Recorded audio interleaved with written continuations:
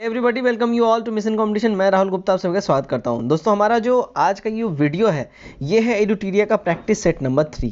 हमारा 66 बीपीएससी के लिए प्रैक्टिस सेट सीरीज चल रहा है जिसमें हमने टोटल 8 प्रैक्टिस सेट दिए हैं, जिसमें से एडुटीरिया का प्रैक्टिस सेट नंबर 1 और 2 हम करवा चुके हैं और आज हम आपके सामने हाजिर हैं प्रैक्टिस सेट नंबर 3 लेके। बाकी के जो 6 प्रैक्टिस सेट हैं उन सब का लिंक डिस्क्रिप्शन में है और आई बटन में भी आपको मिल जाएगा। अगर आपने वो नहीं देखा है जाके जरूर दें और प्रैक्टिस सेट में आप जरूर वो प्रैक्टिस सेट लगाएं। चलिए तो बिना देरी किए आज का हम ये वीडियो स्टार्ट करते हैं, बट उससे पहले मैं आपको बता दूं कि ये प्रैक्टिस सेट का जो कट ऑफ मार्क्स है वो 106 है। तो अपना कमेंट हमें जरूर बताएं कि आपके कितने स्कोर्स आ रहे हैं। ठीक है, चलिए बिना देरी के आज का हम फर्स्ट क्वेश्चन लेते हैं। हमारा आज का फर्स्ट क्वेश्चन है, वित्तीय आपातकाल की घोषणा को मंजूरी देने वाला प्रस्ताव संसद के दोनों सदनों द्वारा पारित किया जा सकता है, कैसे? करेक्ट आंसर हमारा हो जाएगा ऑप्शन नंबर ए, साधारण बहुमत द्वारा। ठीक है, तो साधारण बहुमत से ये जो वित्तीय आपातकाल की जो घोषणा होती है ये साधारण बहुमत से पास किया जा सकता है संसद के दोनों सदनों से। अब साधारण बहुमत का मतलब क्या होता है? तो साधारण बहुमत का मतलब ये होता है कि सदन में जितने भी जन उपस्थित हैं उन सब के द्वारा किया गया मतदान, दैट्स इट, साधारण बहुमत। ठीक है, नेक्स्ट क्वेश्चन, क्वेश्चन नंबर 2 देख लेते हैं हम। निम्न में से किस वीटो शक्ति का प्रयोग भारत के राष्ट्रपति द्वारा नहीं किया जा सकता है?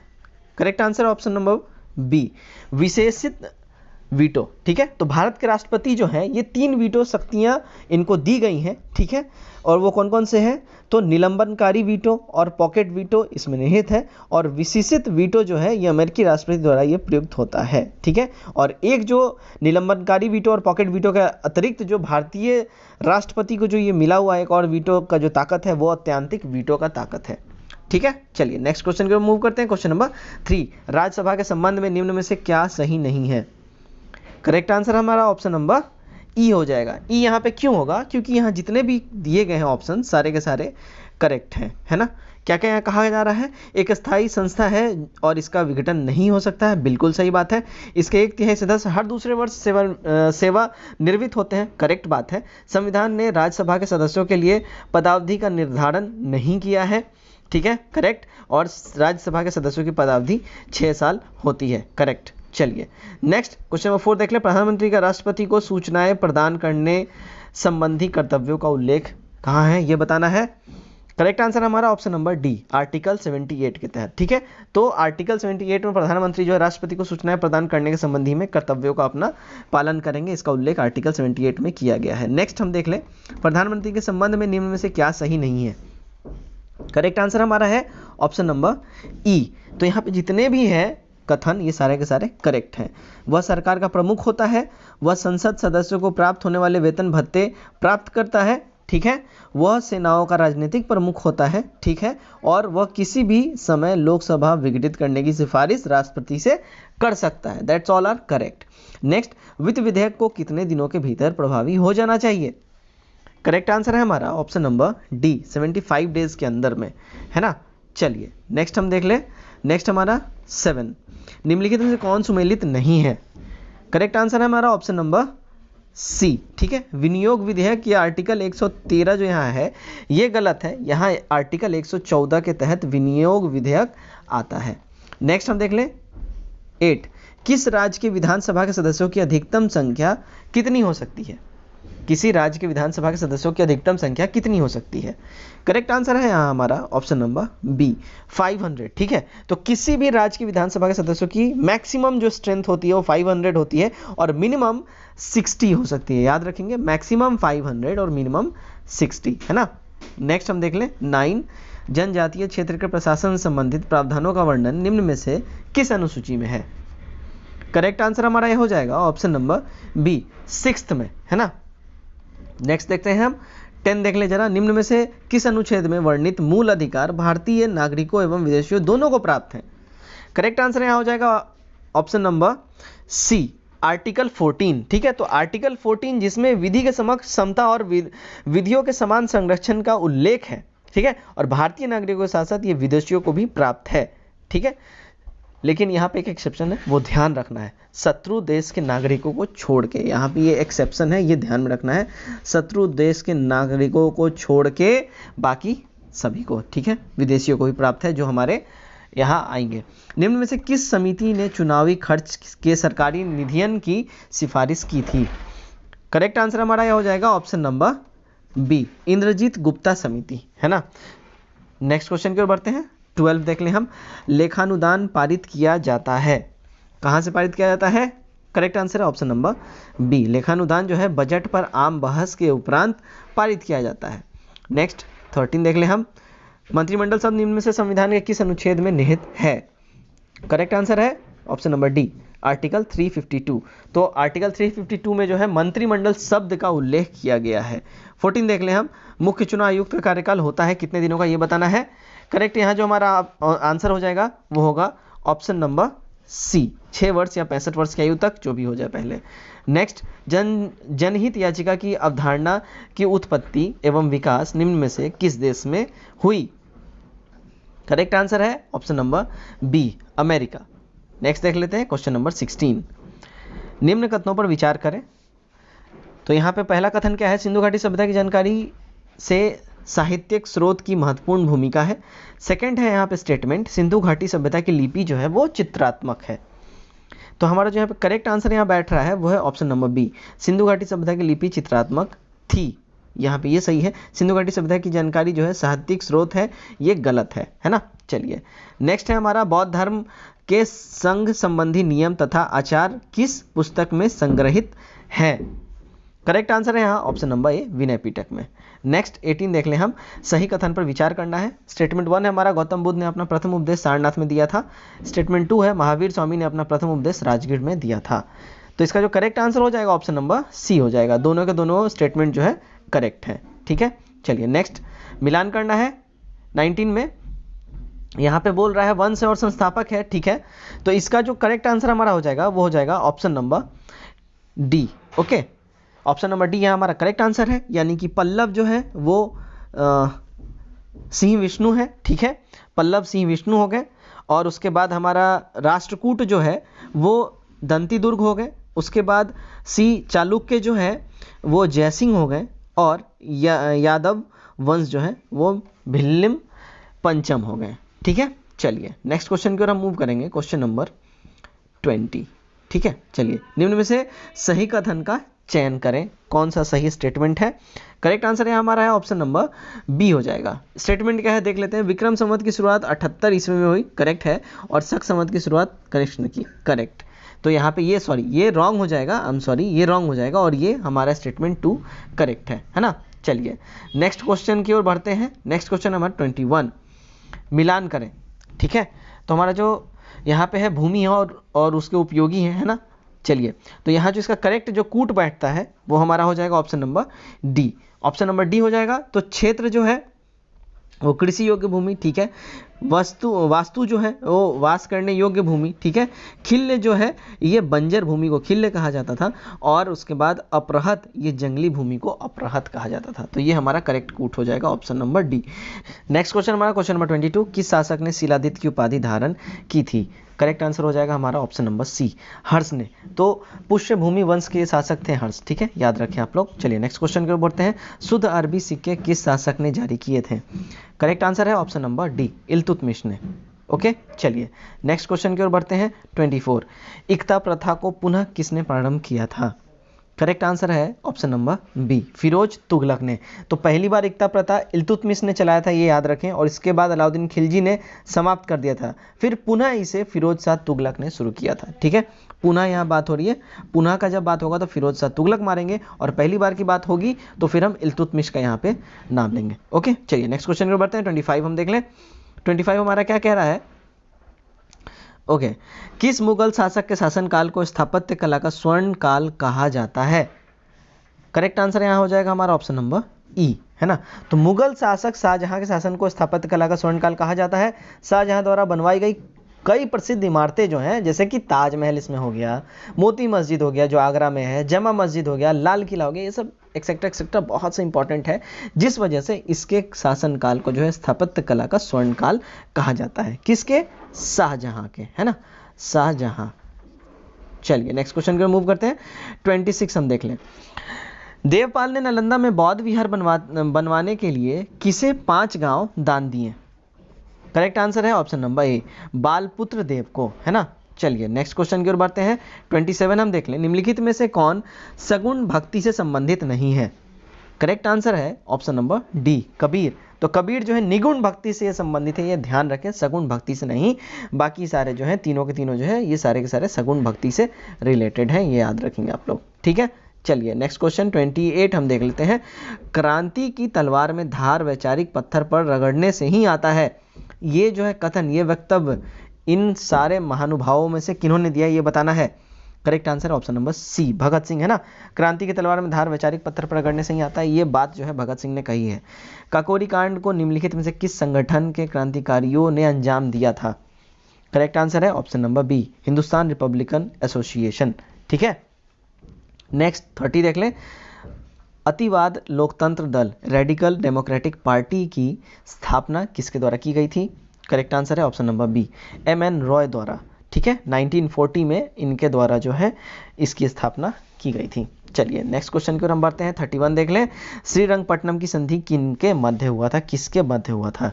Correct answer option number D, Tipu Sultan और कार्नवालिस के बीच में श्रीरंगपट्टनम का जो है संधि हुआ था। टीपू सुल्तान और कार्नवालिस, श्रीरंगपट्टनम। नेक्स्ट 32, मद्रास महाजन सभा का गठन कब हुआ था?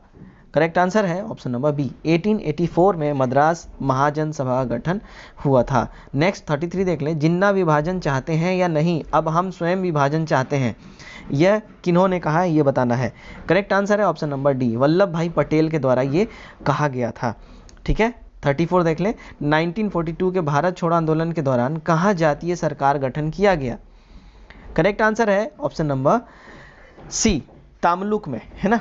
तो बंगाल के मिदनापुर जिले के तामलुक नामक स्थान पर 17 दिसंबर 1942 को जातीय सरकार का गठन किया गया था, ठीक है। बंगाल के मिदनापुर जिले में तामलुक नामक जगह पे, ओके। चलिए, मंगल पांडे ने विद्रोह किया था कहाँ, ये बताना है। Correct answer option number C, Barrackpore. तो मंगल पांडे ने बैरकपुर छावनी में 29 मार्च 1857 में इन्होंने विद्रोह कर दिया था। नेक्स्ट क्वेश्चन की ओर हम बढ़ते हैं। नेक्स्ट क्वेश्चन है 36, अंतिम सरकार में मुस्लिम लीग के कितने प्रतिनिधि हुए थे? करेक्ट आंसर है ऑप्शन नंबर बी, 5, है ना। तो 13 अक्टूबर 1946 के प्रस्ताव द्वारा मुस्लिम लीग के 5 प्रतिनिधियों को जो है ना अंतिम सरकार में शामिल किया गया था, ये शामिल हुए थे। नेक्स्ट 37 देख लेते हैं। ब्रिटिश सरकार की कुशल आक्रमण्यता की नीति का संबंध निम्न में से किससे था? करेक्ट आंसर है ऑप्शन नंबर डी, अफगानिस्तान से, है ना। ब्रिटिश सरकार की कुशल आक्रमणता की जो नीति है ये संबंधित है अफगानिस्तान से। नेक्स्ट 38 देख लें। एनी बेसेंट ने होम रूल लीग आंदोलन का प्रचार प्रसार निम्न में से किस समाचार पत्र के माध्यम से किया? करेक्ट आंसर हो जाएगा यहाँ ऑप्शन नंबर ई। तो एनी बेसेंट ने 2 समाचार पत्र जो है उसके माध्यम से ये करा था। कौन कौन है? तो एक है न्यू इंडिया और दूसरा है कॉमन व्हील। तो ये दोनों के दोनों समाचार पत्रों के माध्यम से इन्होंने ये होम रूल लीग का प्रचार प्रसार किया था, ठीक है। चलिए नेक्स्ट क्वेश्चन की ओर बढ़ते हैं। 39, किस वायसराय के कार्यकाल के दौरान श्वेत विद्रोह हुआ था? करेक्ट है यहाँ जो हमारा आंसर हो जाएगा option number B, Lord Ripon के टाइम में, ठीक है। चलिए 40 देख लेते हैं हम। तो ब्रिटिश व्यापारी भारतीय उत्पादकों, कारीगरों एवं शिल्पियों को अग्रिम संविदा यानी पेशगी के रूप में धनराशि देते थे। इस प्रथा को कहा जाता था, क्या कहा जाता था उस टाइम में, ये बताना है।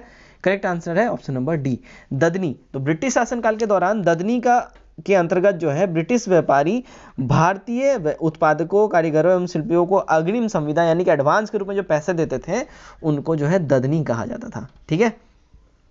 41 देख लेते हैं। निम्नलिखित में से कौन सुमेलित नहीं है? करेक्ट आंसर हो गया हमारा ऑप्शन नंबर ए, प्रार्थना समाज। 1865 नहीं, 1867 यहाँ पे होगा, ठीक है। चलिए नेक्स्ट क्वेश्चन की ओर बढ़ते हैं हम। 42, नमक सत्याग्रह के दौरान महात्मा गांधी के गिरफ्तार कर लिए जाने के बाद आंदोलन का नेतृत्व किसने किया? करेक्ट आंसर जो हमारा हो जाएगा option number C, Abbas Tyabji. तो नमक सत्याग्रह के दौरान जो है महात्मा गांधी को गिरफ्तार कर लेने के बाद आंदोलन का जो नेतृत्व किया था वो अब्बास तैयब जी ने किया था। Next 43, independence for India league की स्थापना किसने की थी? करेक्ट आंसर है ऑप्शन नंबर यहाँ पे ई हो जाएगा। जवाहरलाल नेहरू तथा सुभाष चंद्र बोस ने पूर्ण स्वाधीनता के लक्ष्यों को स्वीकार करने के लिए कांग्रेस के भीतर ही एक दबाव समूह के रूप में इंडिपेंडेंस फॉर इंडिया लीग की स्थापना की थी, है ना। जवाहरलाल नेहरू और सुभाष चंद्र बोस दोनों के दोनों। नेक्स्ट की ओर बढ़ते हैं हम। 44, है ना। किस तिथि को मुस्लिम लीग ने मुक्ति दिवस के रूप में मनाया? करेक्ट आंसर है ऑप्शन नंबर सी, 22 दिसंबर 1939 को। क्यों मनाया? तो कांग्रेस के अनुमति के बिना भारत को द्वितीय विश्व युद्ध में शामिल करने के प्रश्न पर कांग्रेस मंत्रिमंडल ने 1939 में इस्तीफा दे दिया था, और उनके इस्तीफा देने की वजह से 22 दिसंबर 1939 को जो है मुस्लिम लीग इसको मुक्ति दिवस के रूप में, यानी खुशी के रूप में इन्होंने बहुत मजे से इन्होंने मतलब मनाया था। ठीक है, मुक्ति दिवस मुस्लिम लीग। ठीक, चलिए नेक्स्ट क्वेश्चन को बढ़ते हैं। 45, द्वैध शासन प्रणाली का जन्मदाता निम्न में से कौन था?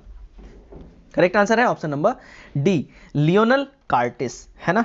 चलिए नेक्स्ट 46 देख लेते हैं। ऊर्ध्वापातन विधि से किस यौगिक को पृथक किया जाता है? करेक्ट आंसर है ऑप्शन नंबर ई, है ना। जब भी किसी ठोस को गर्म करने पर सीधे गैस में परिवर्तित वो हो जाए तो उस विधि को ऊर्ध्वापातन कहा जाता है। ये मैंने आपको साफ साफ बता दिया।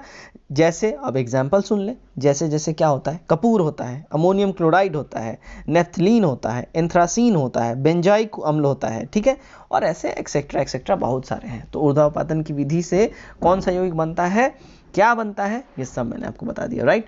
47 देख लें। प्याज में लाल रंग निम्न में से किसके कारण होता है?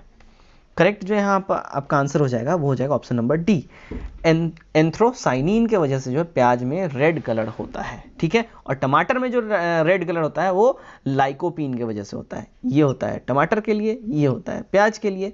ठीक, चलिए नेक्स्ट 48, जल का त्रिक बिंदु ताप किस तापमान पर होता है?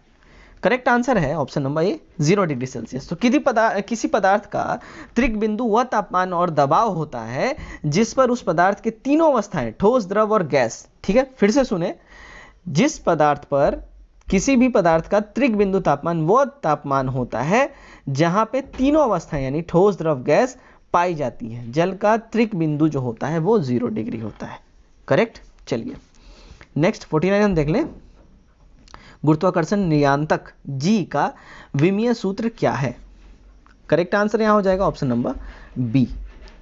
नेक्स्ट 50 देख लेते हैं हम। जब लिफ्ट ऊपर की ओर जाता है तो क्या होता है? करेक्ट आंसर है ऑप्शन नंबर बी, व्यक्ति को अपना भार बढ़ा हुआ प्रतीत होता है, और जब नीचे आएगा तो कम। ठीक, चलिए 51 देख ले। प्रकाश के अपवर्तन की क्रिया में क्या नहीं बदलता है? करेक्ट आंसर है ऑप्शन नंबर डी, प्रकाश की आवृत्ति। चलिए 52 देख लेते हैं हम। यदि लोलक की लंबाई 4 गुनी कर दी जाए तो लोलक के झूलने की अवधि क्या हो जाएगी? करेक्ट आंसर यहाँ हो जाएगा ऑप्शन नंबर बी, 2 गुनी हो जाती है। ठीक है, 53 देख लें हम। प्लास्टर ऑफ पेरिस का रासायनिक सूत्र क्या होता है? तो यहाँ जो रासायनिक सूत्र होता है प्लास्टर ऑफ पेरिस का वो होता है CaSO4 1/2H2O। ठीक है, और जिप्सम का होता है CaSO4 2H2O। ठीक है, चलिए 54 अब हम देख लेते हैं। 54 हमारा यहाँ हो जाएगा, वायु अंगार गैस में मुख्य घटक क्या होता है ये बताना है। करेक्ट आंसर है ऑप्शन नंबर ए, CaN2CO। ठीक है, CO है, आई एम सॉरी, ए मैंने बोल दिया, CO है। ठीक है, फिर 55 देख लें। निम्नलिखित का तापमान निम्नलिखित का मिलान कीजिए। ओके, तो यहाँ जो इसका मिलान है, कॉपर सल्फेट उर्वरक दे रखा है, पेंसिलिन कीटनाशक, यूरिया फंगसनाशी, मैलाथियान प्रतिजैविक, यहाँ पे ये लोग दे रखे हैं। इसका जो सही कूट होगा वो क्या होगा ये बताना है। तो यहाँ जो करेक्ट आंसर है वो ऑप्शन नंबर बी है। ए का 2 हो जाएगा, ठीक है, कॉपर सल्फेट यानी कीटनाशक, बी का 4 हो जाएगा यानी कि पेंसिलिन यानी प्रतिजैविक, उसके बाद सी का 1 हो जाएगा यानी कि यूरिया यानी कि उर्वरक, और फिर डी का 3 हो जाएगा मैलाथियान, दैट मीन्स फंगीनाशक। ठीक है, चलिए नेक्स्ट क्वेश्चन की ओर बढ़ते हैं। 56, निम्नलिखित में से कौन सा जीवाणु वायुमंडलीय नाइट्रोजन का स्थिरीकरण नहीं करता है? करेक्ट आंसर है option number B, Agaricus. Next 57 देख लेते हैं हम। निम्नलिखित में से कौन सा मेडुला ओब्लांगाटा का कार्य नहीं है? करेक्ट आंसर है ऑप्शन नंबर डी, पेशियों के संकुचन को नियंत्रित करना। तो पेशियों के संकुचन को नियंत्रित करना सेरिबेलम का कार्य है, ये हमेशा आप लोग ध्यान रखेंगे। ठीक है, जीवन का कार्यात्मक इकाई क्या है? करेक्ट आंसर यहाँ हो जाएगा ऑप्शन नंबर बी, सिस्ट्रॉन। ठीक है, तो जीवन की कार्यात्मक इकाई सिस्ट्रॉन होती है, उत्परिवर्तन की इकाई म्यूट्रॉन होती है, और पुनः संयोजन की इकाई रेकॉन होती है। ठीक है, चलिए 59 देख लेते हैं हम। निम्न में से कौन से विटामिन का निर्माण मनुष्य के शरीर में होता है? करेक्ट आंसर है ऑप्शन नंबर ई, तो मानव शरीर में विटामिन डी एवं ई का निर्माण होता है। डी का और ई का दोनों होगा, इसलिए हमारा ऑप्शन नंबर ई करेक्ट है मानव शरीर में। ठीक है, चलिए 60 देख लेते हैं, स्तनधारियों के भ्रूण में आरबीसी बनता है, कहाँ से बनता है ये बताना है। करेक्ट आंसर है यकृत से। नेक्स्ट 61 देख लेते हैं, इनमें से कौन सा हार्मोन पीयूष ग्रंथि से स्रावित नहीं होता है। करेक्ट आंसर है ऑप्शन नंबर डी, कैल्सीटोनिन, है ना। चलिए नेक्स्ट हम देख लेते हैं 62, कौन सा पदार्थ पौधे के लिए एक सूक्ष्म पोषक होता है। करेक्ट आंसर है ऑप्शन नंबर डी, बोरॉन। तो बोरॉन जो है पौधे के लिए सूक्ष्म पोषक के रूप में काम करता है, ये ध्यान रखें आप लोग। 63 देख लेते हैं हम, शरीर की विभिन्न ग्रंथियों किस ऊतक से बनती हैं। करेक्ट आंसर है ऑप्शन नंबर ए, उपकला ऊतक से। ठीक है, चलिए नेक्स्ट क्वेश्चन की ओर हम मूव करेंगे। नेक्स्ट है 64, डीएनए की श्रृंखलाएं बंधी होती है किससे। 64 है हमारा correct answer option number D, hydrogen बंधन से ये बनी होती हैं, बंधी होती हैं। नेक्स्ट 65, मादा जनन तंत्र, ठीक है, मादा जनन तंत्र में किसको मुख्य जनन अंग कहा जाता है ना। मादा जनन जो है इसमें किसको कहा जाता है, तो करेक्ट आंसर है ऑप्शन नंबर ए, डिंबवाही नलिका। ठीक है, डिंबवाही नलिका मादा जनन अंग का सबसे महत्वपूर्ण अंग होता है, ये याद रखें, है ना। चलिए नेक्स्ट है, किस राज्य में भारत के पहले तैरते हुए सौर ऊर्जा संयंत्र का शुभारंभ किया गया। करेक्ट आंसर है ऑप्शन नंबर ए, राजस्थान में। तो राजस्थान के चित्तौड़गढ़ के घोसुंडा बांध पर वेदांत कंपनी द्वारा जो है देश का सबसे पहला तैरता हुआ सौर ऊर्जा संयंत्र का उद्घाटन किया गया है। 67 देख लें, यूएनडीपी के वैश्विक बहुआयामी निर्धनता सूचकांक 2019 की रिपोर्ट के अनुसार भारत में सबसे तेजी से गरीबी हटाओ वाला राज्य कौन सा है। करेक्ट जो है आंसर हो जाएगा option number B, Jharkhand. Okay, चलिए 68 देख लें, रणजी ट्रॉफी के इतिहास में किस टीम ने 2020 में पहली बार रणजी ट्रॉफी जीती है। करेक्ट आंसर है ऑप्शन नंबर डी, सौराष्ट्र ने रणजी ट्रॉफी के हिस्ट्री में पहली बार इन्होंने रणजी ट्रॉफी जीता है, सबसे ज़्यादा बार मुंबई ने जीता है। ठीक है, भारत का पहला हिम तेंदुआ संरक्षण केंद्र हाल ही में किस राज्य में खोला गया। करेक्ट आंसर है हमारा ऑप्शन नंबर बी, उत्तराखंड में। ठीक है, तो भारत का पहला हिम तेंदुआ संरक्षण केंद्र जो है उत्तराखंड के उत्तरकाशी जिले में खोला गया है, याद रखें आप लोग। 70 देख लें, वर्तमान में भारत के महान्यायवादी कौन है। करेक्ट आंसर है ऑप्शन नंबर यहाँ पे ई हो जाएगा। क्यों हो जाएगा, भारत के वर्तमान में भारत के जो महान्यायवादी जो है यानी अटॉर्नी जनरल ऑफ इंडिया जो है वो के वेणुगोपाल हैं। ठीक है, Tushar Mehta solicitor general of India हैं, ये भी याद रखें आप लोग। ठीक है, Tushar Mehta solicitor general of India और यहाँ अटॉर्नी जनरल यानी महान्यायवादी जो है के वेणुगोपाल हो गए। ठीक है, चलिए नेक्स्ट है हमारा 71। ओके, कोविड-19 के दौर में स्ट्रीट वेंडर्स को स्वरोजगार प्रदान करने एवं उनकी आय बढ़ाने हेतु केंद्र सरकार ने स्वनिधि नामक योजना प्रारंभ की। इस योजना के अंतर्गत स्ट्रीट वेंडर्स को कितने रुपए ऋण के रूप में प्रदान किया जाता है। करेक्ट आंसर है ऑप्शन नंबर सी, 10,000 यानी कि 10,000। नेक्स्ट क्वेश्चन है हमारा क्वेश्चन नंबर 72। ठीक है, चलिए हाल ही में किसके द्वारा उन्नति कार्यक्रम की शुरुआत की गई है।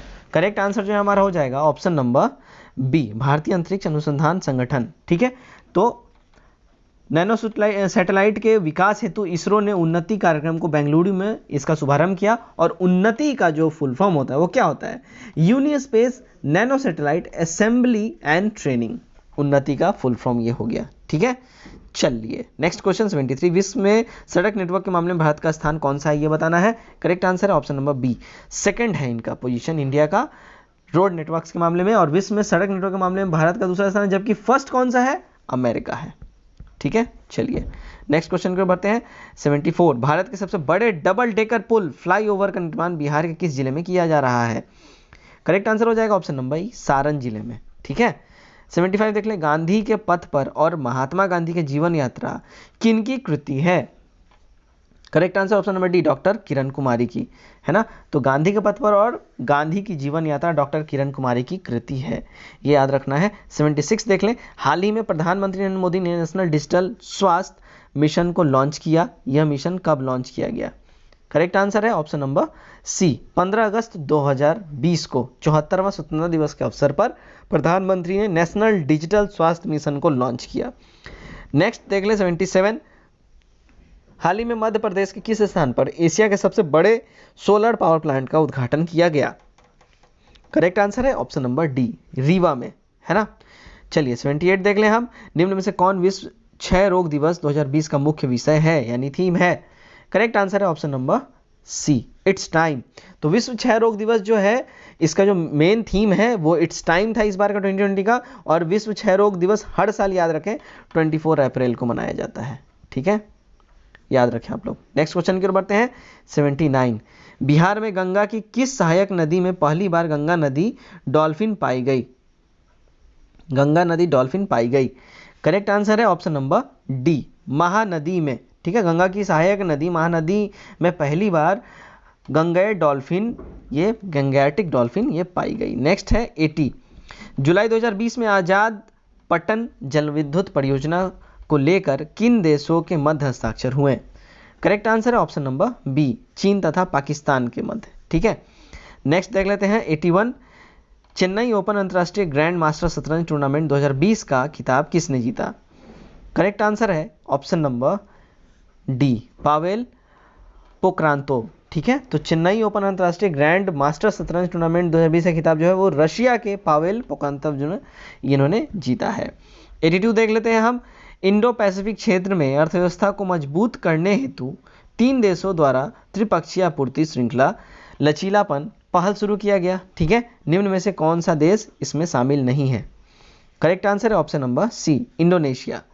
ठीक है, 83। नेक्स्ट क्वेश्चन हमारा क्वेश्चन नंबर 83, भारतीय तटरक्षक बल ने नए अपतटीय गश्ती पोत को नौसेना में शामिल किया है जिसे नाम दिया गया है। Correct answer option number B, Sarthak.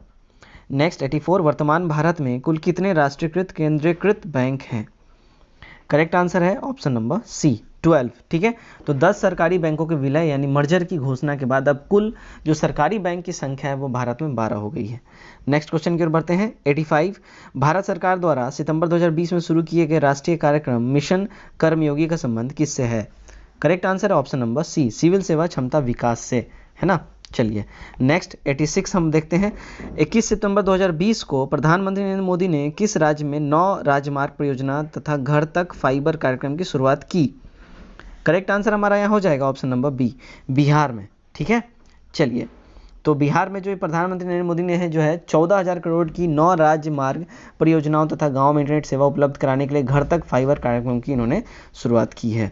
Next हम देख लेते हैं क्वेश्चन नंबर 87, हाल ही में निम्न में से किस केंद्र शासित प्रदेश में जैव विविधता परिषद की स्थापना की गई?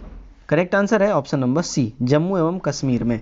ठीक है, तो जम्मू एवं कश्मीर में जो है जैव विविधता परिषद की स्थापना की गई है सितंबर 2020 में। नेक्स्ट 88 का देख लें हम, क्या होगा? बिहार के किन महिलाओं को 8 मार्च 2020 को राष्ट्रपति रामनाथ कोविंद द्वारा नारी शक्ति पुरस्कार से सम्मानित किया गया? करेक्ट आंसर है ऑप्शन नंबर ई, यहाँ पे हो जाएगा। क्यों हो जाएगा? क्योंकि बिहार की 2 महिलाएं वीना सिंह तथा भावना कंठ, वीना सिंह यहाँ जो है यानी वीना देवी बोल लीजिए इनको, और भावना कंठ, ठीक है, इन 2 को ये नारी शक्ति पुरस्कार से सम्मानित किया गया है। नेक्स्ट क्वेश्चन की ओर बढ़ लेते हैं। 89, 19वें एशियाई खेल 2020 का आयोजन किस देश में किया जाएगा? करेक्ट आंसर यहाँ पे जो हमारा हो जाएगा ऑप्शन नंबर ए, हांगहो चीन में। तो 19वां एशियाई खेल 2020 जो है हांगहो चीन में होना है। 20वां एशियाई खेल 2026 में नागोय जापान में होना है, और एशियाई खेल 2018 का आयोजन जकार्ता पालेमबर्ग में ये किया गया था, ये याद रखें आप लोग। ठीक है, नेक्स्ट, हाल ही में किस भारतीय बैंक ने iBox नामक self service delivery facility launch की है? करेक्ट आंसर है option number C, ICICI। Okay, चलिए 91 देख लेते हैं। बिहार बजट 2021 के तहत राज्य सरकार जल जीवन हरियाली अभियान पर कितनी राशि खर्च करेगी? Correct answer option number C, 6,000 crore. Green budget पेश करने वाला देश का पहला राज्य कौन है? करेक्ट आंसर है ऑप्शन नंबर ई, बिहार देश का ग्रीन बजट पेश करने वाला पहला राज्य है। ठीक है, तो ये सारे रॉन्ग है, बिहार देश का पहला ग्रीन बजट पेश करने वाला राज्य है। 93 देख लें। आर्थिक सर्वेक्षण 2019-20 के अनुसार भारत में कृषि क्षेत्र में कितनी प्रतिशत वृद्धि दर्ज की गई है? Correct answer option number C, 2.8% कृषि क्षेत्र में वृद्धि, उद्योग क्षेत्र में 2.5% और सेवा क्षेत्र में जो वृद्धि हुई है वो 6.9% हुई है सेवा क्षेत्र में। ठीक है, चलिए 94 देख लेते हैं हम। हाल ही में किस देश ने पर्यटन को प्रोत्साहन देने हेतु भारत सहित 48 देशों के नागरिकों के लिए पर्यटन वीजा शुल्क मुफ्त कर दिया है? करेक्ट आंसर है ऑप्शन नंबर ए, श्रीलंका। तो श्रीलंका ने अपने देश में पर्यटन को बढ़ावा देने के लिए भारत सहित 48 कंट्रीज के नागरिकों के लिए पर्यटन वीजा शुल्क फ्री कर दिया है। ठीक है, चलिए 95 देख लें। विश्व बैंक द्वारा जारी आंकड़ों के अनुसार विदेशों से धन संप्रेषण मामले में भारत का स्थान कौन सा है?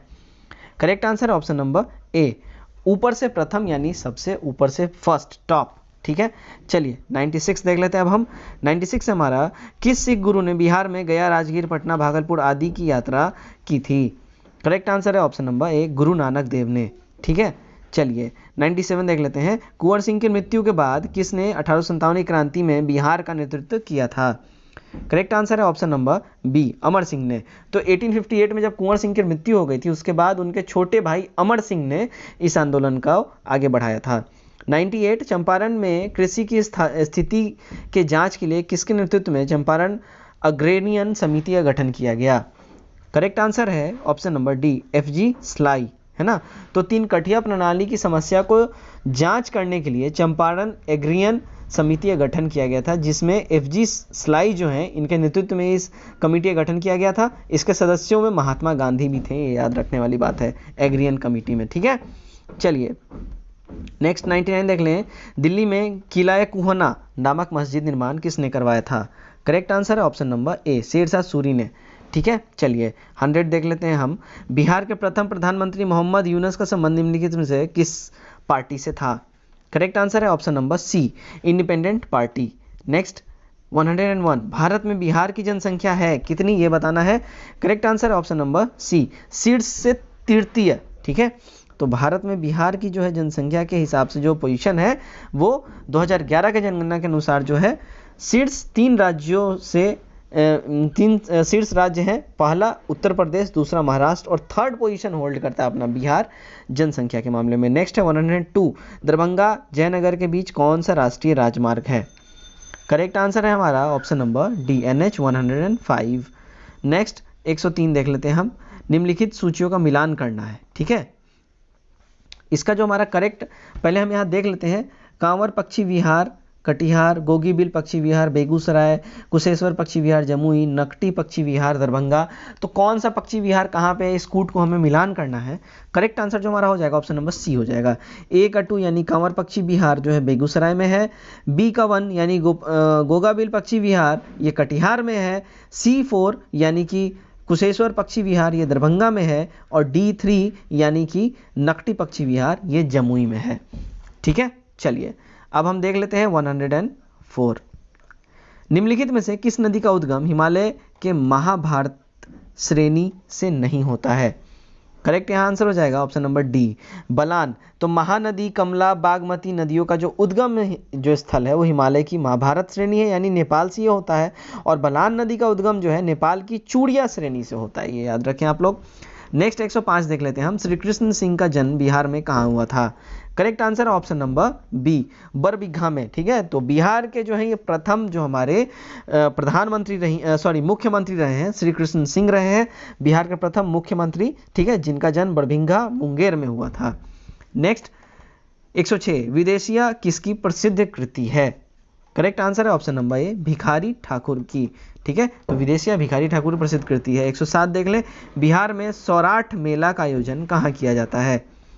करेक्ट आंसर है ऑप्शन नंबर डी, मधुबनी में जो है सौराठ मेला का, ठीक है, आयोजन किया जाता है। 108 देख लें हम। निम्नलिखित में से कौन सा लोक नाटक बिहार में प्रचलित नहीं है? करेक्ट जो है आंसर हो जाएगा ऑप्शन नंबर ई हो जाएगा। क्यों हो जाएगा? क्योंकि सभी लोक नाटक जो है ये जहाँ दिए हुए हैं सारे बिहार से संबंधित हैं। ठीक है, तो यहाँ पे ई हो जाएगा। 109 हम देख लें। बिहार राज्य में कार्यपालिका प्रधान कौन होता है? करेक्ट आंसर है हमारा ऑप्शन नंबर बी, राज्यपाल। ठीक है, चलिए नेक्स्ट 110 देख लेते हैं। निम्न में से किसका चुनाव अप्रत्यक्ष रूप से होता है? करेक्ट आंसर है ऑप्शन नंबर ई। क्यों होगा? क्योंकि उप मुखिया प्रमुख का चुनाव अप्रत्यक्ष से, जबकि मुखिया एवं पंचायत समिति का चुनाव जो है ये प्रत्यक्ष रूप से होता है ना। चलिए नेक्स्ट 111 हम देख लें। निम्नलिखित में से विश्व में चावल का सबसे बड़ा निर्यातक कौन है? करेक्ट आंसर है ऑप्शन नंबर बी, भारत। ठीक है, तो भारत जो है 2018-19 में विश्व का सबसे बड़ा चावल निर्यातक देश बना 12.5 मिलियन मीट्रिक टन के बाद। ठीक है, 10.3 मिलियन मीट्रिक टन के साथ थाईलैंड दूसरा है, और दूसरा सबसे बड़ा निर्यातक देश कौन सा है? थाईलैंड 10.3 मीट्रिक टन के साथ, और 12.5 मिलियन मीट्रिक टन के साथ भारत फर्स्ट रैंक होल्ड करता है। नेक्स्ट की ओर बढ़ते हैं 112। राज्य के कुल क्षेत्रफल में वन आच्छादन के प्रतिशत के संदर्भ में निम्नलिखित में से कौन सा सही क्रम है? करेक्ट आंसर है ऑप्शन नंबर सी, महाराष्ट्र, मध्य प्रदेश, उड़ीसा, छत्तीसगढ़। ठीक है, तो वन आच्छादन के प्रतिशत के संदर्भ में यहाँ बात हो रही है। अब यहाँ पे देख लेते हैं परसेंटेज। 16% महाराष्ट्र, 25% मध्य प्रदेश, 33% उड़ीसा और 41% छत्तीसगढ़। ठीक है, चलिए नेक्स्ट क्वेश्चन की ओर हम बढ़ते हैं। निम्नलिखित में से कौन सा पृथ्वी का सबसे शुष्क रेगिस्तान है? करेक्ट आंसर है ऑप्शन नंबर बी, अटाकामा। ठीक है, तो साउथ अमेरिका का अटाकामा मरुस्थल जो है वो वर्ल्ड का, ठीक है, पृथ्वी का, यहाँ सीधा अर्थ की बात हो रही है, पृथ्वी का सबसे सूखा मरुस्थल है। ठीक है, चलिए अटाकामा। नेक्स्ट हम बात कर लेते हैं, स्ट्रेट ऑफ जोहर निम्नलिखित में से किन दो देशों को अलग करता है? करेक्ट आंसर है ऑप्शन नंबर बी, सिंगापुर और मलेशिया को। ठीक है, तो स्ट्रेट ऑफ जोहर जो है सिंगापुर और मलेशिया को ये अलग करता है। ठीक, चलिए नेक्स्ट क्वेश्चन है 115। इरूला जनजाति भारत के किस राज्य में पाई जाती है? करेक्ट आंसर है ऑप्शन नंबर सी। नेक्स्ट की ओर बढ़ते हैं 116। नाजका प्लेट किसके बीच स्थित है? करेक्ट आंसर है ऑप्शन नंबर ए, दक्षिण अमेरिका और प्रशांत महासागर। तो नाजका प्लेट जो है वो दक्षिण अमेरिका यानी साउथ अमेरिका और प्रशांत महासागर के बीच में ये स्थित है। नेक्स्ट 117 देख लें, निम्नलिखित में से कौन पहला भारतीय उत्पाद था जिसे जीआई टैग मिला था? करेक्ट आंसर है ऑप्शन नंबर डी, दार्जिलिंग चाय को। नेक्स्ट, तुजू दर्रा जो है ये किस राज्य में स्थित है? करेक्ट आंसर है ऑप्शन नंबर ई। ठीक है, तो तुजू दर्रा मणिपुर के दक्षिण पूर्व में म्यांमार की सीमा पर स्थित है। इस दर्रे से होकर म्यांमार के लिए मार्ग जाता है। ठीक है, कहाँ पे है? मणिपुर। ठीक है, चलिए नेक्स्ट क्वेश्चन की ओर बढ़ते हैं। बांग्लादेश के ब्रह्मपुत्र नदी किस नाम से जाना जाता है? बांग्लादेश में जब ब्रह्मपुत्र नदी पहुंचती है किस नाम से ये जानी जाती है, ये बताना है। करेक्ट आंसर है ऑप्शन नंबर सी, जमुना। तो बांग्लादेश में जो है ब्रह्मपुत्र नदी जो है जमुना नाम से जानी जाती है। 120 देख लेते हैं, भारत का सबसे अधिक हेमेटाइट कहाँ स्थित है? करेक्ट आंसर है ऑप्शन नंबर ए, उड़ीसा में। नेक्स्ट की ओर हम बढ़ते हैं। नेक्स्ट है हमारा क्वेश्चन नंबर 121। भारत के किस राज्य में केंद्र शासित प्रदेश में सबसे अच्छी गुणवत्ता वाला एंथ्रासाइट कोयला पाया जाता है? करेक्ट आंसर है option number A, Jammu and Kashmir में। ठीक है, चलिए नेक्स्ट क्वेश्चन की ओर हम बढ़ेंगे। नेक्स्ट है हमारा क्वेश्चन नंबर 122। भारत में किस क्रम की चट्टान में हीरा पाया जाता है? करेक्ट आंसर यहाँ हमारा हो जाएगा ऑप्शन नंबर बी, विंध्यन। ठीक है, तो भारत में हीरा जो है विंध्यन क्रम की चट्टानों में पाया जाता है और ये मध्य प्रदेश जो कि पत्रा जो है, पत्रा एक जगह है मध्य प्रदेश में जो कि विंध्यन श्रेणी में स्थित है। भारत में हीरे का सबसे बड़ा खान वहीं पे है। नेक्स्ट क्वेश्चन की ओर बढ़ते हैं। प्राकृतिक रबर के उत्पादन में विश्व में भारत का कौन सा स्थान है? करेक्ट आंसर है ऑप्शन नंबर डी, छठा। तो प्राकृतिक रबर के उत्पादन में विश्व में भारत का स्थान जो है वो 6th है। ठीक है, चलिए 124 देख लें। सतपुड़ा रेंज की सबसे ऊंची चोटी कौन सी है? Correct answer option number B, धूपगढ़ी का जो श्रेणी है वो सतपुड़ा की सबसे ऊंची चोटी है। पंचमढ़ी जो है धूपगढ़ी श्रेणी की सबसे ऊंची चोटी पंचमढ़ी है, याद रखें सतपुड़ा रेंज में। ठीक है, चलिए नेक्स्ट, भारत में भूतापीय ऊर्जा के संयंत्र किस राज्य केंद्र शासित प्रदेश में है? करेक्ट आंसर है ऑप्शन नंबर ई, भारत में भूतापीय ऊर्जा के संयंत्र हिमाचल प्रदेश में मणिकरण और लद्दाख में पूर्ण घाटी में स्थित है। ठीक है, नेक्स्ट हमारा क्वेश्चन नंबर 126। निम्न में से किस मद को राष्ट्रीय आय की गणना करते समय जोड़ा जाता है? करेक्ट आंसर जो इसका हमारा हो जाएगा ऑप्शन नंबर ई हो जाएगा। ठीक है, तो राष्ट्रीय आय की गणना में मध्यवर्ती वस्तु, हस्तांतरण, भुगतान, पूंजीगत लाभ, अंश आदि जो है ये सारे जोड़े जाते हैं। ठीक है, चलिए नेक्स्ट क्वेश्चन है, आर्थिक समृद्धि और आर्थिक विकास में निम्न में से कौन सा एक उपयुक्त अंतर है? करेक्ट आंसर हो जाएगा ऑप्शन नंबर ए, आर्थिक समृद्धि मात्रात्मक अवधारणा है जबकि आर्थिक विकास जो है गुणात्मक अवधारणा है। ठीक है, चलिए नेक्स्ट क्वेश्चन की ओर बढ़ते हैं। 128, भारत में भारतीयों द्वारा खोला गया पहला बैंक निम्न में से कौन सा था? करेक्ट आंसर है option number D, Awadh commercial bank. तो भारत में खोला गया सबसे पहला जो बैंक था वो यूरोपीय द्वारा था, हिंदुस्तान बैंक। भारतीयों द्वारा जो खोला गया पहला बैंक था वो अवध कमर्शियल बैंक था। संयुक्त पूंजी से खोला गया इलाहाबाद बैंक था। ये याद रखें आप लोग, संयुक्त पूंजी से अगर बात हो यानी कि सभी के पैसे वैसे मिला के जो खोले गए संयुक्त पूंजी से, वो इलाहाबाद बैंक, और भारतीयों द्वारा खोला गया पहला bank Awadh commercial bank. Next 129 हम देखते हैं, भारतीय रिजर्व बैंक की स्थापना निम्न में से किस समिति की सिफारिश पर की गई थी? करेक्ट आंसर है option number D, Hilton young समिति। ठीक है, तो विलियम एकवर्थ समिति जो है इन्होंने रेल बजट की इन्होंने शुरुआत की थी। जेम्स लियाकत समिति या अकाल समिति इन्होंने क्या करा था? ठीक है, और मैकाले समिति शिक्षा की आधुनिकीकरण के लिए था, और हिल्टन यंग समिति आरबीआई की स्थापना के लिए। ठीक है, चलिए नेक्स्ट क्वेश्चन हमारा क्वेश्चन नंबर 130, भारत में औद्योगिकीकरण एवं विदेशी निवेश को बढ़ावा देने के लिए विशेष आर्थिक क्षेत्र नीति की घोषणा किस वर्ष की गई थी? करेक्ट आंसर है ऑप्शन नंबर सी, 2000 में। ठीक है, चलिए नेक्स्ट 131 देख लेते हैं। यदि केंद्रीय बैंक द्वारा रेपो दर में वृद्धि की जाती है तो क्या होता है, ये बताना है। करेक्ट आंसर है ऑप्शन नंबर बी, मुद्रा प्रसार में कमी आती है। ठीक है, तो रेपो दर में वृद्धि किए जाने के बाद जो है ऋण की ब्याज दरों में वृद्धि हो जाती है, जिसका जो रिजल्ट होता है वो ये होता है कि साख सूजन की प्रक्रिया में कमी आ जाती है। लास्टली मुद्रा प्रसार में भी कमी आ जाती है। ठीक है, नेक्स्ट क्वेश्चन की ओर 132 हम देखते हैं। प्रत्यक्ष कर संहिता का संबंध निम्न में से किससे है? करेक्ट आंसर है ऑप्शन नंबर बी, विक्रय कर से। ठीक है, चलिए नेक्स्ट 133 हम देख लेते हैं। निम्न में से कौन सा संगठन भारत में म्यूचुअल फंड का नियमन करता है? करेक्ट आंसर है ऑप्शन नंबर बी, भारतीय प्रतिभूति और विनियमन बोर्ड। ठीक है, तो आरबीआई जो है वो बैंकों का नियमन करता है, सेबी जो है वो शेयर बाजार, अंश, ऋण पत्र, म्यूचुअल फंड इन सब का करता है नियमन। ठीक है, और यहाँ म्यूचुअल फंड जो है कौन करता है? भारतीय प्रतिभूति और विनियमन बोर्ड। ठीक है, सेबी। ठीक है, चलिए नेक्स्ट क्वेश्चन। नेक्स्ट है 134, भारत में प्रथम विशेष आर्थिक क्षेत्र यानी SEZ की स्थापना कहाँ की गई थी? करेक्ट आंसर ऑप्शन नंबर ए, कांडला में। ठीक है, तो भारत में प्रथम SEZ की स्थापना कांडला गुजरात में की गई थी 1965 में। चलिए नेक्स्ट क्वेश्चन हमारा क्वेश्चन नंबर 135, आज़ादी के बाद भारत में पहली बार विमुद्रीकरण, नोटबंदी यानी डिमोनेटाइजेशन कब किया गया? करेक्ट आंसर हमारा हो जाएगा ऑप्शन नंबर बी, 1978 में। आज़ादी से पहले सबसे पहली बार 1946 में किया गया था, और आज़ादी के बाद 1978 में मोरारजी देसाई की सरकार ने 1000, 5000 और 10,000 रुपये की मूल वर्ग की ये जो नोटें हैं इनका विमुद्रीकरण किया था। और 8 नवंबर 2016 में लेटेस्ट अभी श्री नरेंद्र मोदी की सरकार जो है इन्होंने 500 और 1000 रुपये के नोट के जो है इनका डिमोनेटाइजेशन इन्होंने किया। 136 देख लें, निम्नलिखित में से कौन सा देश सुरक्षा परिषद का स्थायी सदस्य नहीं है?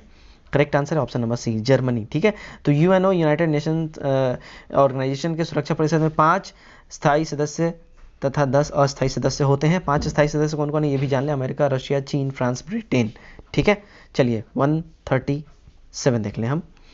राष्ट्रीय उपभोक्ता दिवस कब मनाया जाता है? करेक्ट आंसर है ऑप्शन नंबर डी, 24 सितंबर। 138 देख लेते हैं, राष्ट्रीय मुद्रा विज्ञान संस्थान कहाँ स्थित है? करेक्ट आंसर है ऑप्शन नंबर सी, पणजी में। नेक्स्ट 139, मुखौटा नृत्य का संबंध किस राज्य से है? करेक्ट आंसर है अरुणाचल प्रदेश से। ठीक है, चलिए नेक्स्ट क्वेश्चन 140 देख लेते हैं। निम्न में से कौन सा एक भारत का कृत्रिम बंदरगाह नहीं है? Correct answer option number C, Kochi. तो चेन्नई, तूतीकोरिन और ये जो है ये चेन्नई, तूतीकोरिन ऐसे एयरपोर्ट जो है भारत के कृत्रिम बंदरगाह हैं, जबकि कोचीन जो है विशाखापट्टनम कोचीन भारत का जो है ये प्राकृतिक बंदरगाह यानी नेचुरल पोर्ट है। ठीक है, 141 हम देख लेते हैं। वह कौन सी 4 अंक, अब यहाँ से मैथ्स का क्वेश्चन स्टार्ट हो जाता है, तो मैं इसका सिर्फ आंसर आपको बता दूंगा, आप कॉपी पेन लें और खुद से जरूर सॉल्व करके इसको बनाएं। वह कौन सी 4 अंकों की बड़ी संख्या है जो 18 से पूरी तरह विभाजित होती है? करेक्ट आंसर हो जाएगा यहाँ ऑप्शन नंबर ए, 9990।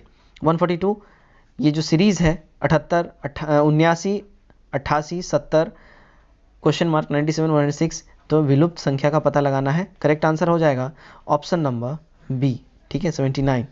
नेक्स्ट हम देख लेते हैं 143, प्रिया का जन्मदिन 11 अप्रैल मंगलवार को है, उसी वर्ष रानी का जन्मदिन सप्ताह के किस दिन आएगा यदि रानी का जन्मदिन 31 अगस्त को हुआ है तो? करेक्ट आंसर हो जाएगा option number D. Next question को बढ़ते हैं 144, यदि a + b + c = 11 तथा ab + bc + ac = 20 हो तो a² + aq + bq + cq - 3abc का मान क्या होगा ये बताना है। करेक्ट आंसर है 671। नेक्स्ट हो जाएगा 145 हम देख लें। एक क्रिकेट मैच में पहले 10 ओवर में 10 रन, 10 के रन रेट केवल 3.2% थी। ठीक है, 282 रन के लक्ष्य को पूरा करने हेतु 40 ओवर के लिए रन रेट क्या होनी चाहिए?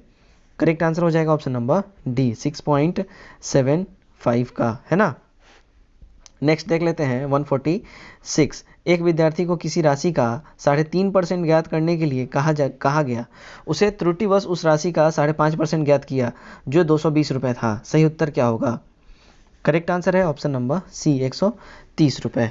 ठीक है, नेक्स्ट 147 देख लेते हैं। ए तथा बी मिलकर 6:5 के अनुपात में पूंजी लगाकर व्यापार आरंभ करते हैं। 7 महीने बाद ए अपनी सारी पैसा वापस लेके पूंजी वापस लेके चला जाता है, जबकि बी अपनी आधी पूंजी वापस ले लेता है। यदि अंत में मिले लाभ के भागों का अनुपात 4:5 हो तो बी का धन कितने समय तक व्यापार में लगा रहा? करेक्ट आंसर है ऑप्शन नंबर सी, 14 माह तक, है ना। चलिए नेक्स्ट हम देखते हैं 148। साधारण ब्याज की 4% वार्षिक दर से 4 वर्ष के बाद देय जो होगा वो 848 रुपये। ऋण के निपटान हेतु कितना वार्षिक भुगतान करना होगा?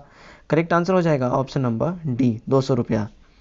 नेक्स्ट हम देख लेते हैं 149। ठीक है, एक रेलगाड़ी ए स्थिर रेलगाड़ी बी को 50 से सेकंड में तथा उसी गति से खंबे को 20 सेकंड में पार करती है। यदि ए की लंबाई जो है 240 मीटर है तो बी की लंबाई कितनी है ये बताना है। करेक्ट आंसर है ऑप्शन नंबर ए, 360 मीटर। आज का आखिरी क्वेश्चन हम देख लें। दिए गए पाई चार्ट में मदों में विदेशी मुद्रा अर्जन को दर्शाया गया है। क्या दर्शाया गया है? तो यहाँ पे देखें, यदि चमड़े के निर्यात मूल्य में 10% की कमी आई हो तो मूल्य की दृष्टि से इसका योगदान कितना होगा? करेक्ट जो हमारा आंसर हो जाएगा वो होगा ऑप्शन नंबर सी, 120 करोड़ रुपया। ठीक है, तो दोस्तों ये था एडुटोरिया का सेट नंबर 3। उम्मीद करता हूँ ये सेट आप लोगों को पसंद आया है। सेट अगर पसंद आया है तो वीडियो को लाइक करें, चैनल सब्सक्राइब नहीं किया चैनल सब्सक्राइब करें और वीडियो को ज़्यादा से ज़्यादा दबा के शेयर करें अपने ग्रुप्स में। आज के लिए बस इतना ही, कल दोबारा मिलते हैं एक और नए सेट के साथ। Till then take care, bye bye and God bless you all.